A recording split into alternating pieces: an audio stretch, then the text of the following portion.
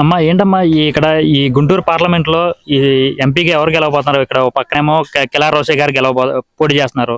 అలాగే మరో పక్కనేమో పెమ్మసాని చంద్రశేఖర్ గారు పోటీ చేయబోతున్నారు. మరి వీరిద్దరిలో ఈసారి ఇక్కడ ఎవరిది గెలుపమ్మా?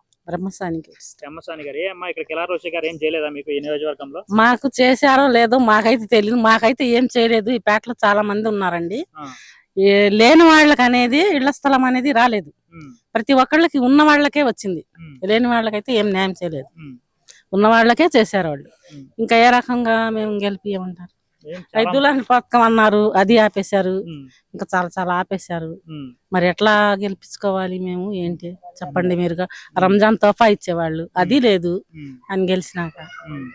ఏంటి ఇల్లు కట్టిస్తామన్నారు, ఇల్లు కూడా మేము కట్టిలేము, మీరు కట్టుకోండి అంటున్నారు. లేకే కదా అడుగుతుంది. మేము మా దగ్గర ఉంటే మేము స్థలమే కొనుక్కొని వేసుకుంటాంగా. అది ఇంకా ఏ రకంగా గెలిపియాలంటారు? అయితే ఇక్కడ గుంటూరులో ఈసారి ఎంపీగా పెమ్మసాని చంద్రశేఖర్ వస్తారు.